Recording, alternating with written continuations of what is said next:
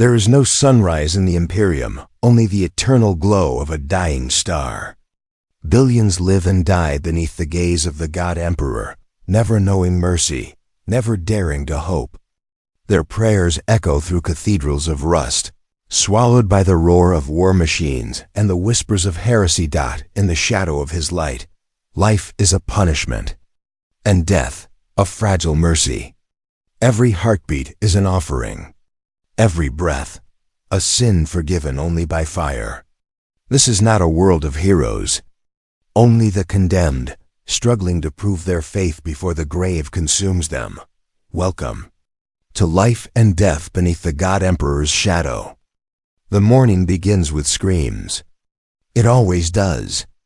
In the underhive of a city built on centuries of rot and devotion, the sound of suffering is as constant as the hum of industry and the distant toll of cathedral bells. The air tastes of ash and machine oil. Even the light, what little filters through the smog, feels artificial, filtered through layers of smoke, dust, and incense. The people here have never seen the stars. They live in the shadow of the God Emperor's glory, blind and trembling. Believing that their misery is holy, a mother drags her child through the filth-clogged streets, clutching him tight as the sirens wail. Somewhere above, the Arbites are conducting another purge, heretics, mutants, or perhaps just the unlucky. The mother whispers a prayer as she runs, her words trembling. The Emperor protects. The Emperor protects. But deep down, even she knows that the Emperor does not hear her. Not here. Not in this forgotten sector where hope has been burned out of every heart. The walls are alive with devotion and decay. Propaganda posters peel from the stone like dying skin. Bright reds and golds, once promising salvation, now cracked and faded. Their slogans barely legible. Faith is strength. Obedience is life. A massive mural of the Emperor looms over the street, his golden visage stern and eternal. Someone has scrawled graffiti across his eyes, a single word: why? The next morning, that same heretical mark will be gone, scrubbed away by the ecclesiarchy's faithful. And the one who wrote it will simply vanish. In the Imperium, faith is not a choice, it's the only shield you have. And even that shield is rusted and thin. The civilians live in constant dread of sinning without knowing it. To doubt, even for a moment, is to invite death. To question, even in silence, is to risk the attention of the Inquisition. So they work and they bleed, and they pray, not for joy, not for peace, but simply to survive another day beneath the Emperor's gaze. At night, the city becomes something worse. The air vibrates with the chant of 1,000 sermons echoing from the Vox Towers. Servitors march in mechanical processions, their flesh grafted to machinery, reciting prayers in dead metallic voices. The light from the cathedrals cuts through the darkness like blades, harsh, golden, unmerciful. It paints the faces of the faithful in stark contrasts, black shadow and blinding light. An 80s-style Grimdark poster come to life, all sharp edges, high contrast, and desperate eyes looking toward a salvation that never comes. The mother and her child reach their hab block, a labyrinth of steel and rust, and climb the stairs to their unit. Every landing is marked by shrines, skulls gilded in brass, candles burning before statues of saints long forgotten. The smell of wax and blood fills the corridor. On one wall, a servo skull floats silently, scanning each passerby for signs of impurity. When it stops, its red lens focusing on the child, the mother freezes. For a heartbeat, the world holds its breath. Then, with a click of machinery, the skull drifts away. She exhales, a small mercy, a borrowed moment of grace. The power flickers. The lights die. From somewhere deep below, a rumbling sound rises, a hymn, distorted through Vox speakers, sung by voices that no longer sound human. The mother clutches her child closer, whispering prayers, though her voice trembles with fear more than faith. Outside, thunder rolls. But it is not thunder. It is artillery, distant war, echoing through the planet's crust. Another front in the endless crusade that no one here even understands. The child asks, "Mama, will the Emperor ever come here?" She doesn't answer. How do you tell a child that their God is a corpse on a golden throne? That his light shines brightest only in places too far away to reach them? How do you explain that faith is both their only comfort and their greatest torment? She simply strokes his hair, eyes glistening in the dim candlelight, and whispers the only truth she has left: "Sleep, little one." The Emperor watches over us. Outside their window, the city breathes like a wounded beast. Factories belch smoke into a blood-red sky. The silhouettes of titanic spires pierce the clouds, their stained glass windows glowing with divine fire. Pilgrims crawl on their knees through the streets below, bleeding on the stones as they chant for forgiveness. Above them, banners whip in the toxic wind, massive portraits of the Emperor's saints. Their faces serene, their eyes merciless. In this world, suffering is not tragedy, it is worship. Every scream, every tear, every broken body is an offering. The ecclesiarchy says that pain purifies the soul, that death in his name is the highest honor. And so they endure. They carry on, generation after generation, never questioning, never hoping. Because hope, too, is a form of heresy. The child drifts to sleep, dreaming of light. The mother watches the candles burn lower, her reflection flickering in the melted wax. Somewhere far above, the bells toll again, slow, heavy, final. Another soul has been claimed, another name erased, and as the shadows crawl across the floor, she whispers one last prayer, not to be saved, not to be blessed, but simply to be seen. Because beneath the God Emperor's shadow, the greatest horror is not death. It is being forgotten. Faith, in the Imperium of Man, it is not a choice. It is the air you breathe, the water you drink, the language your soul must learn to survive. From birth to death, every thought, every act, every whisper is measured against the holy weight of devotion. The Church teaches that faith is salvation. But in truth, it is a chain, heavy, unrelenting, and wrapped so tightly around the heart that it becomes impossible to tell where belief ends and fear begins. Imagine a world where every street corner has a shrine.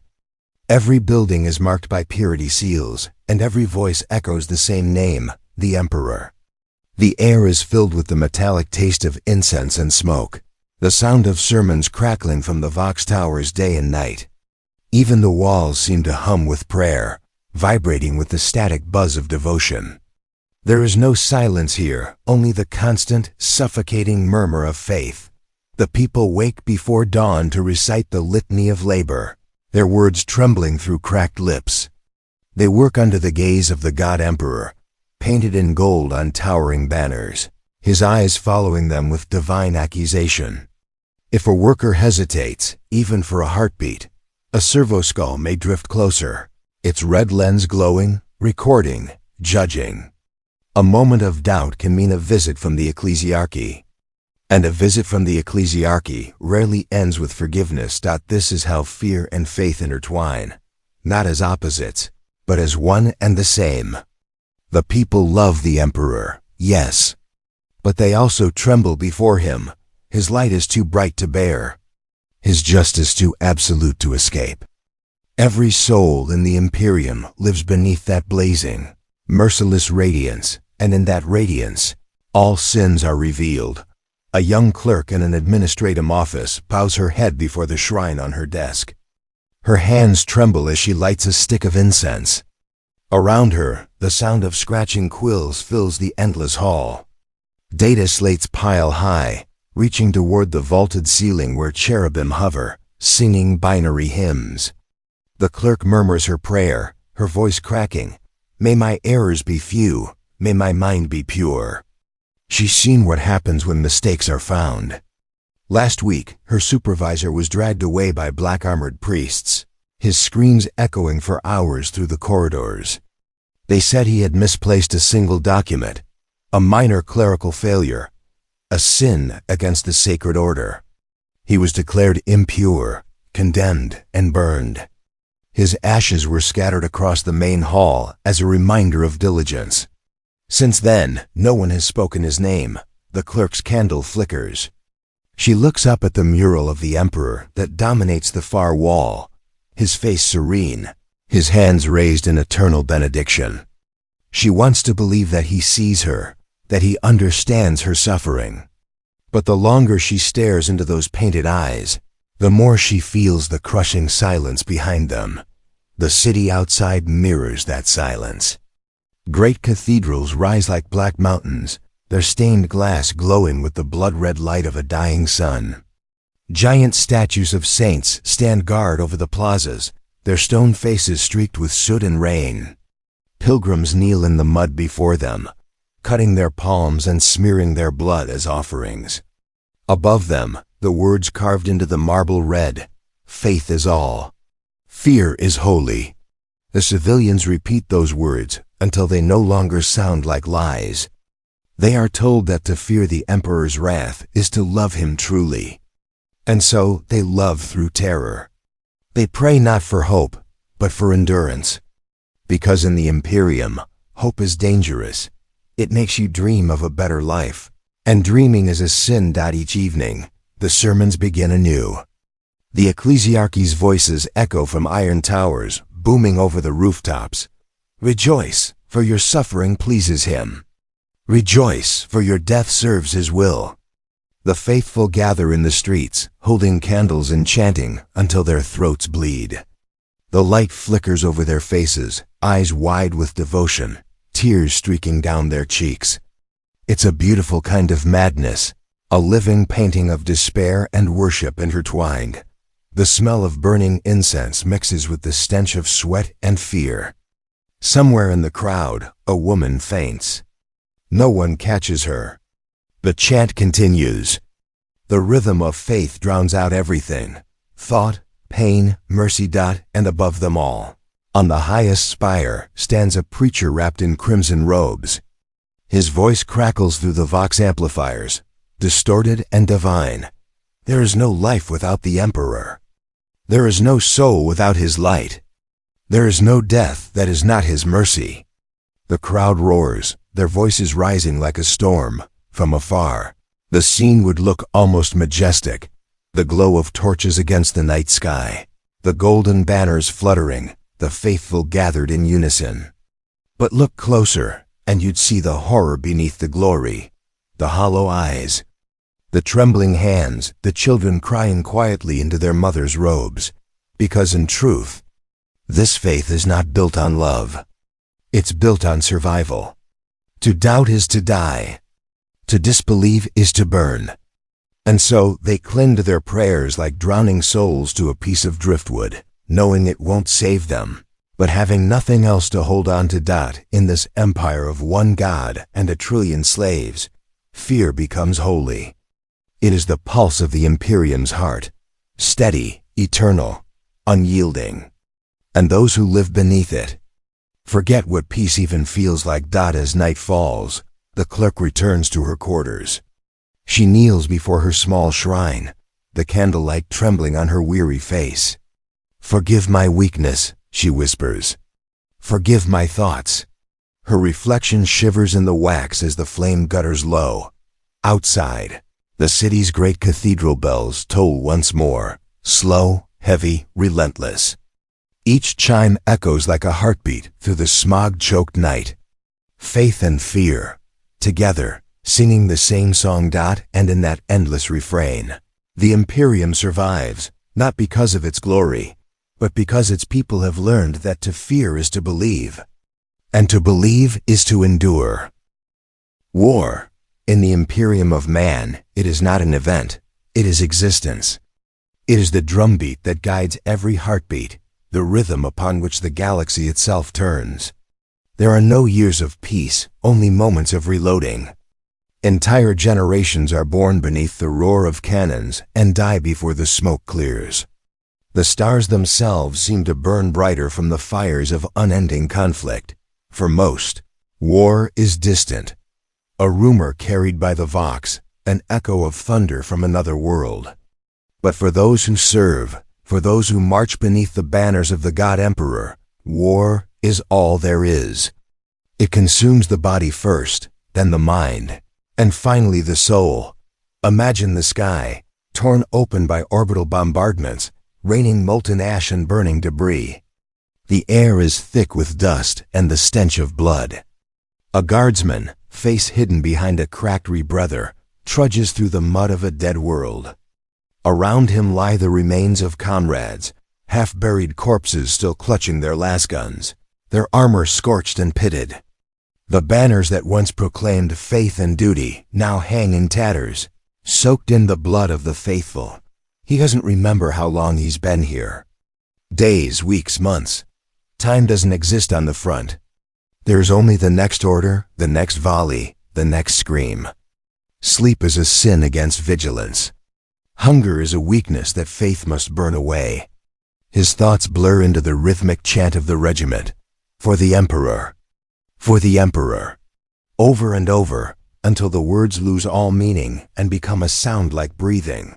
From the trenches, the horizon glows, a line of fire that never fades. Enemy artillery lights up the darkness like lightning, trapped in endless replay. The ground trembles beneath the feet of marching tanks. Above, Valkyries scream through the clouds, their engines crying like dying angels. And somewhere in the distance, a Titan walks, its footfalls like the voice of a god, shaking the world apart. The soldier glances upward. Through the haze, he sees the faint outline of that colossal war machine, its silhouette illuminated by explosions, a walking cathedral of steel, carrying the Emperor's sigil on its hull. To him, it is both beautiful and horrifying. A reminder that the Imperium fights not for victory, but for survival. Not for glory, but because stopping is unthinkable. He remembers his home, or what little he can of it. A hive city buried beneath layers of dust, a family whose faces he can barely recall. His recruitment had been called a holy duty. The priest had told him his service would cleanse his soul. Now knee-deep in corpses and sludge, he wonders if there is anything left to cleanse. A shell lands nearby. The blast throws him into the mud, his ears ringing. When he looks up, the man who had been beside him, a friend, a brother in arms, is gone. Only a smear of red and the faint glit of a dog tag remain. He feels nothing. The horror has become too familiar, the grief too vast to feel. Instead, he whispers the catechism taught to every soldier before battle. Pain is faith. Death is duty. In the distance, a commissar stands upon a mound of rubble, his coat whipping in the wind. His voice cuts through the chaos like a blade. Do not falter. The Emperor watches. Every cowardice is heresy. Behind him, servitors raise a tattered imperial banner, its edges aflame. The soldiers cheer, not from courage, but from fear. The commissar's pistol gleams in the firelight, a reminder of what happens to those who turn back. Night falls, but the war does not sleep. The battlefield glows with hellish light, plasma bursts, tracer fire, and the eerie green hue of enemy weapons. The dead rise only in memory, whispering through the smoke. The guardsman cleans his weapon with trembling hands, muttering the litany of maintenance as he does. The words are supposed to sanctify his rifle, but deep down he knows it's just a ritual, something to hold on to when sanity slips. He looks to the stars. Somewhere out there, a billion others fight and die just like him. On 1,000 worlds, under 1,000 skies, men and women bleed for an emperor they will never see. They are told that their deaths matter, that every drop of blood spilled feeds the Imperium's eternal flame. But the truth is crueler. The galaxy demands sacrifice without end, and the Imperium provides. When dawn comes, it brings no light, only the dull red glow of distant fires. The guardsman rises, shoulders his rifle, and steps over the fallen. Around him, the Vox speakers blare another order, another prayer disguised as command. Advance in the Emperor's name. Show no fear. There is only duty. He moves forward like everyone else, because there is no other direction. Behind him, the commissar executes a deserter. Ahead, the enemy waits unseen. Between those two absolutes, obedience and death, lies the only kind of faith the Imperium allows. And so, the cycle continues. Worlds burn, soldiers march, banners fall, and the galaxy spins on, indifferent and blood-soaked. Generations live and die in this rhythm, their lives spent like ammunition, their deaths forgotten before their bodies grow cold. Somewhere, far above, the God Emperor sits immobile upon his golden throne, a corpse god sustained by sacrifice. His silent presence the reason for all this agony. The soldiers believe he watches them, that he smiles upon their suffering. Perhaps he does. Or perhaps his gaze has long since drifted elsewhere, leaving only the machinery of war to carry on in his name. The guardsman wipes the grime from his visor. Ahead, the battlefield stretches endlessly, a canvas of smoke, blood, and faith. He takes a breath, steadies his hands, and whispers, "The Emperor protects." And then he charges into fire, into death, into eternity, because in the Imperium of Man, there is no peace, only war. They say faith is the light that guides humanity through the darkness. But in the Imperium of Man, that light burns too bright, and it blinds. Here, devotion is not worship. It is obsession. It seeps into the veins like a sacred toxin, turning every prayer into a fever, every ritual into madness. The ecclesiarchy teaches that to love the God Emperor is to surrender the self entirely, your body, your thoughts, your will. In return, you are promised purpose, meaning, redemption. But the truth is far more horrific. Because in the Imperium, faith does not save you. It consumes you. In the heart of every hive city rises a cathedral the size of a mountain. Its towers pierce the poisoned clouds. Its bells toll like the heartbeat of the planet itself. Inside, the air is thick with smoke and sanctity, the scent of incense so heavy it stings the eyes. Candles burn by the thousands, their wax pooled like blood at the feet of saints carved from bone. The walls are alive with iconography, angels weeping tears of oil, martyrs nailed to gilded steel. The Emperor's visage painted across every inch of stone. Congregation kneels before the altar, thousands of souls pressed together. Their heads bowed low, their lips murmuring the same words in unison. The Emperor is our Father. The Emperor is our soul. The Emperor is all. Their voices rise and fall like a tide, echoing through the vaults until it becomes impossible to tell one voice from another. It is not prayer anymore.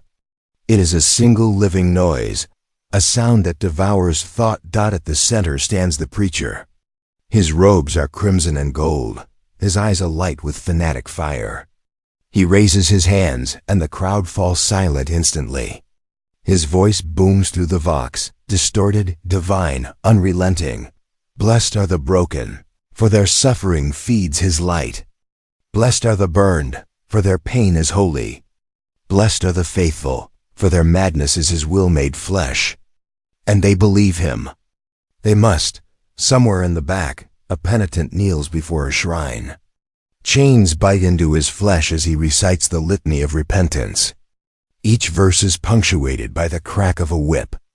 His back is a canvas of blood and scars, each wound shaped into the holy sigil of the Aquila. The priests call it purification.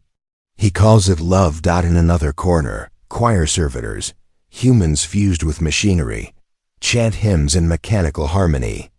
Their mouths are wired open, their eyes replaced with glowing augmetics. The sound that escapes them is beautiful and horrifying all at once, a metallic lamentation that echoes across the cathedral like a dirge for sanity itself. The preacher's sermon intensifies. He speaks of purity, of heresy, of the Emperor's eternal gaze. His words twist through the air like smoke, seeping into every heart. Faith without sacrifice, he cries, is blasphemy. Give your flesh. Give your blood. Let the emperor see your devotion." And the people obey. They always obey. A woman steps forward from the crowd, trembling but radiant with belief. She falls to her knees before the altar, tears streaking her soot-stained face. "Take me, Father," she whispers. "Make me pure." The priests descend upon her, chanting blessings as they carve holy symbols into her skin. The blood that drips from her body is collected in chalices and raised high. "Behold," the preacher proclaims, "the proof of devotion." The crowd weeps with joy. From the outside, it looks like madness. But to those within, it is transcendence, a communion of pain and purpose, a surrender so complete that it feels like freedom. They do not see the horror, because horror has become holy. In the lower catacombs, far beneath the cathedral, the faith takes darker forms. Here, the air is damp and heavy with rot. Pilgrims crawl on their bellies through tunnels lit only by flickering candles, whispering confessions to the bones of saints. Some never return. Those who do claim they have seen him, not the emperor as depicted in golden light, but something vast, unknowable, terrible in its majesty. They speak of voices in the dark, of visions that burn the eyes and sear the soul. And the priests smile, for such visions are proof of true devotion. To question them is heresy. To fear them is weakness. To survive them is a blessing. There are entire worlds in the Imperium where worship has become indistinguishable from madness. On shrine planets, millions gather every solar cycle to perform mass penance, walking barefoot across fields of glass, carving prayers into their own flesh, chanting until their voices break. The ecclesiarchy calls it the grand offering. The administratum calls it necessary population control. Somewhere, in the midst of that ocean of bodies, a child looks up at the burning sky and whispers, "Is the emperor watching?" Her mother, her face streaked with blood and ash, answers softly, "Always." But in that answer lies the tragedy, the realization that being watched does not mean being loved. The camera of imagination zooms out, an 80s poster frozen in motion. The cathedral glows with unholy beauty, a monument to both faith and insanity. Red light spills from stained glass depicting angels with broken wings. The crowd below looks up in awe, faces lit by the flicker of sacred fire. In the background, the preacher's silhouette looms enormous, arms outstretched, mouth open mid-sermon, eyes wide with ecstasy. The tagline, scrawled across the bottom in bold retro lettering, reads, "In the Emperor's name." They worship until it hurts. In the Imperium of Man, faith and madness are not opposites. They are reflections, two sides of the same sacred coin. One fuels the other, until the line between holiness and insanity disappears entirely. And the most terrifying part? They would not have it any other way. There are many horrors in the Imperium of Man: war, famine, plague, the slow decay of endless obedience. But none are as feared, none as absolute, as the twin pillars of divine authority, the ecclesiarchy and the Inquisition. Together, they are the Emperor's voice and his wrath. Their reach is infinite, their judgment unquestionable, and their mercy non-existent. In the spires of the ecclesiarchy, the air itself vibrates with holiness. The great cathedrals glow with golden fire, their halls lined with statues of martyrs whose faces have been polished smooth by centuries of worship. Choirs of 1,000 voices rise in perfect unison, their harmony shaking the stained glass walls. Yet behind the beauty lies something sickly, an order built on fear, a religion that survives by consuming its own followers. Every sermon is a command, every prayer a weapon. The priests preach not salvation, but submission. The Emperor's light shines only on the obedient, they proclaim, their words burning through the vox towers like scripture made of iron. And the people listen, not because they believe, but because to not listen is death. The ecclesiarchy's preachers walk the streets in scarlet robes, surrounded by torchbearers and chanting penitents. They are not shepherds, they are executioners draped in silk. Behind them march the traitorous militia, zealots wielding flails and lasguns, eyes glazed with fanatic faith.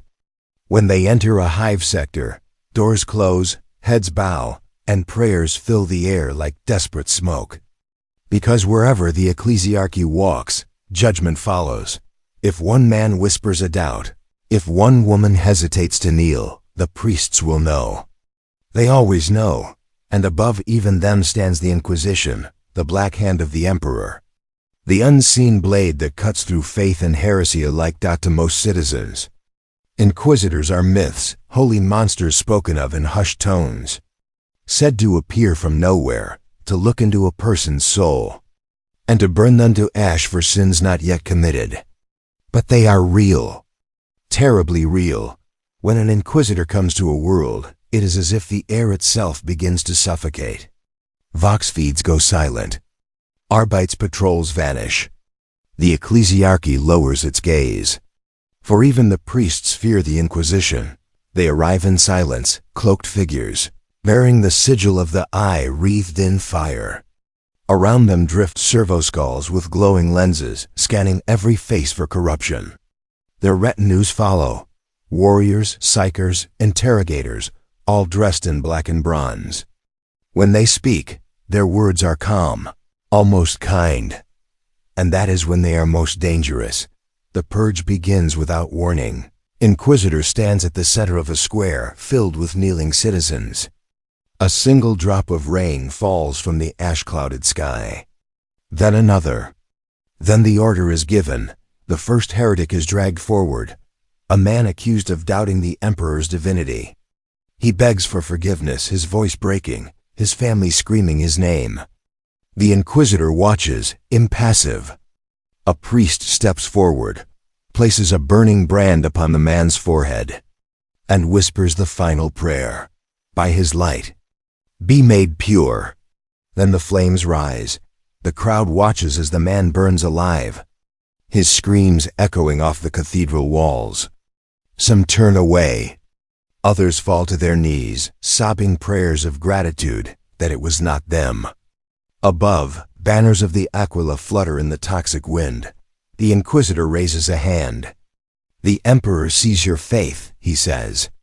Continue your prayers. The fire consumes the rest. In the darkness of the night, the purge continues. Families are torn from their homes. Entire sectors are sealed off under the accusation of heresy contagion. Pilgrims vanish into the catacombs, never to return. The sky burns red with the smoke of holy execution. Those who survive whisper stories of what they saw, confessions carved into flesh. The faithful turning on each other to prove their devotion. Inquisitorial servitors dragging screaming victims into the shadows. They say the priests smile as they work, not out of cruelty, but out of belief. To them, this is mercy. To purge the impure is to save the soul, and yet, among the ashes, among the screams, there are always those who begin to wonder, what if no one is pure? What if this cycle of judgment and flame serves no God at all, only the machine of power itself? But such thoughts are heresy.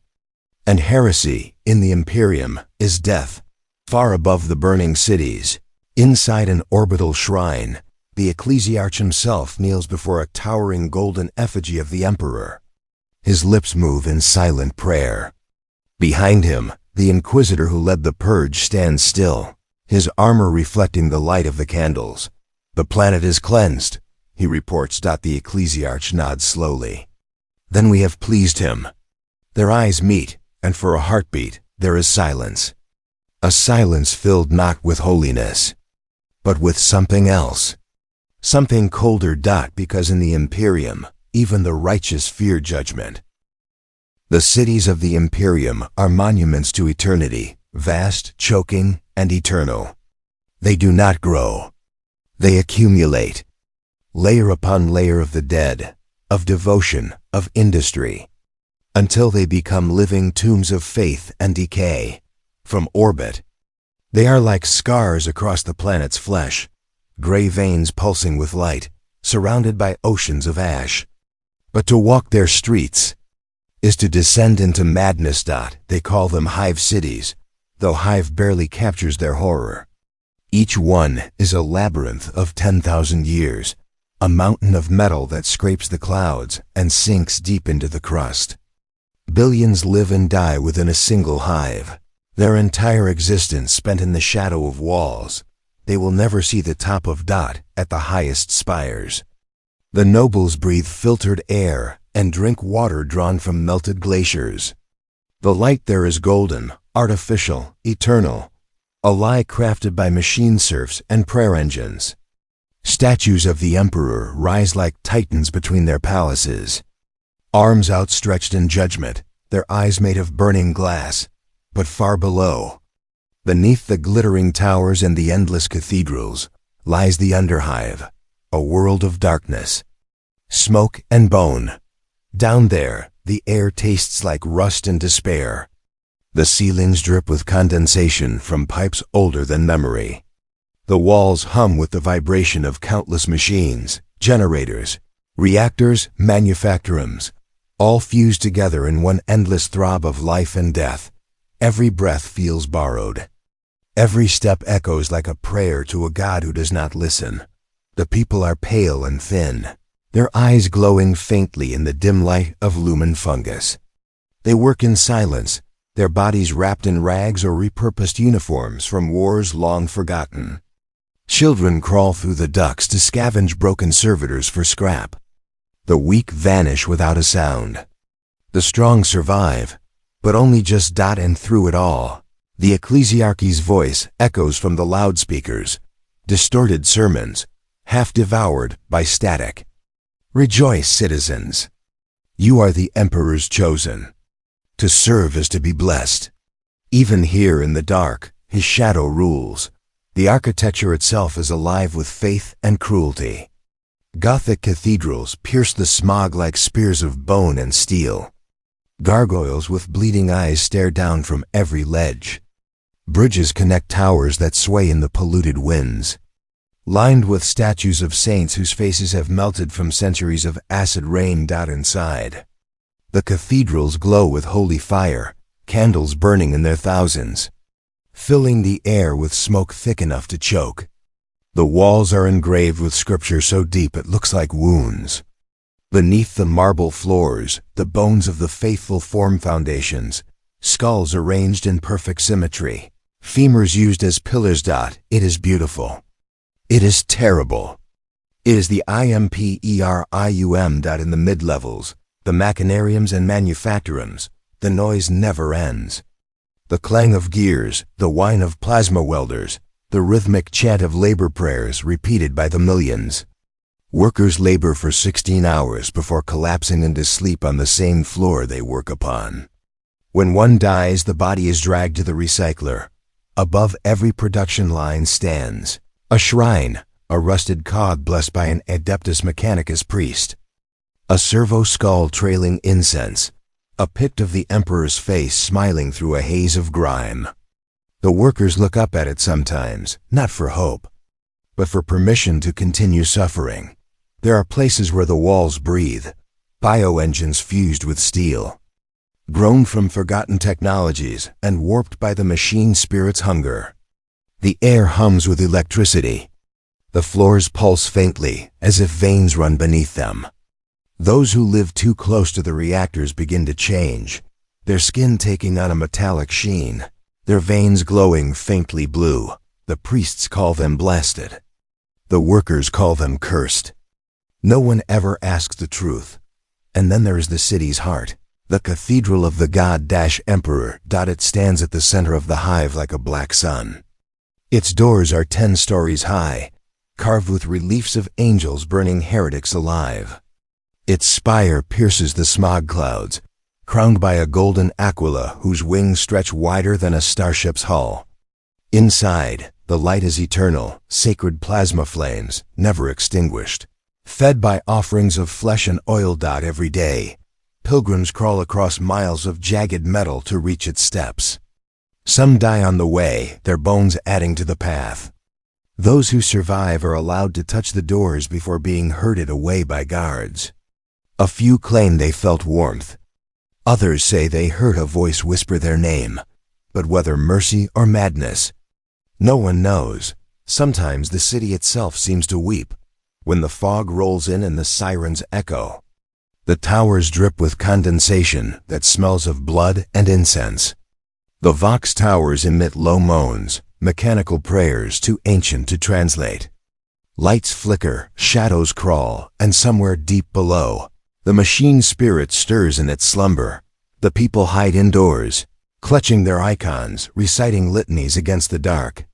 Because in the Imperium, even the walls are haunted. Every rivet, every bolt, every slab of stone holds a memory of the billions who lived, suffered, and died to build it. And sometimes, late at night, you can hear them whisper. Beneath the towering spires and radiant cathedrals of the Imperium lies a world that the light of the Emperor never touches. A place forgotten not by accident, but by design. They call it the deep below, the lowest levels of the hive, where the air curdles with toxins, where the ceilings groan under the weight of centuries, and where the forgotten ones live and die unseen. These are the mutants, the laborers, the nameless billions, the lost veins of humanity that pump blood into the Imperium's endless machine. The air down there is thick, not just with smoke, but with despair. It clings to the skin like oil. The lights flicker dimly, powered by dying generators that hum like sleeping beasts. The walls are slick with moisture and soot, and the smell, a mixture of rust, decay, and human suffering, seeps into everything. Children are born coughing. The elderly die in silence. No one comes to collect their bodies. In the shadows between the corridors, shapes move. Not quite human, not quite machine. Some are the byproduct of radiation, some the result of forbidden experiments, others simply forgotten evolutions of those who have lived too long in the dark. They hide their deformities under layers of ragged cloth, not out of shame, but fear, for the surface world calls them abominations. And the ecclesiarchy burns what it cannot understand. There are no names here. Only functions, welders, carriers, recyclers, flesh workers, pipe-menders. They work until their bodies collapse. Then their replacements take their place, usually their own children. It is a cycle so old that no one remembers its beginning. In one sector, workers shovel mountains of human ash from the upper levels incinerators. They use it to fertilize the fungus farms that feed their kin. In another, blind laborers walk narrow tunnels filled with glowing coolant, guided only by the sound of dripping water and the prayers whispered through their respirators. And above them, carved into a wall of ancient stone, is a line of scripture: "He sees you even in the dark." A lie, because no one up there sees them. Sometimes, the priests ascend, wrapped in gold and silk, escorted by armed guards and servo skulls glowing with holy light. They come not to bless but to remind. The Emperor loves all his children, they say, as they distribute ration tokens and relics that glow faintly with radiation. Even those who suffer. The people kneel. They whisper praises. They thank the Emperor for his mercy. Then the priests leave, and the light goes with them. Hours later, the mutants gather around the relics, staring at their faint glow. Some swear they can feel warmth from it. Others claim it whispers to them in their sleep. But whether it's faith or madness, none can tell. And yet, among the filth and the ruin, there are still traces of beauty, fragile, defiant beauty. A child painting the Aquila symbol in glowing fungus upon a wall. An old man tuning a broken Vox unit to hear the faint echoes of hymns from above. A mother whispering bedtime prayers to her deformed son, telling him that one day he will see the Emperor's light. They cling to hope because hope is the only thing that cannot be stolen. But the walls have ears, and in the Imperium, hope itself is heresy. When the purges come, They come without warning. Vox speakers crackle. Sirens scream.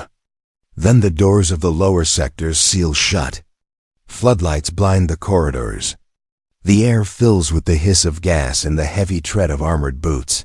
The Arbites descend like executioners, followed by flamers bearing the sigil of the Inquisition. Contamination detected, they declare. Purge protocol initiated. The people don't run. There's nowhere to go. They kneel. They pray. They burn. From above, the administratum will mark the event as a cleansing operation. No names. No details. Just one line in an endless archive of forgotten atrocities. Afterward, the survivors crawl from the rubble. They rebuild with what little remains: burned metal, melted plastic, bones of the fallen.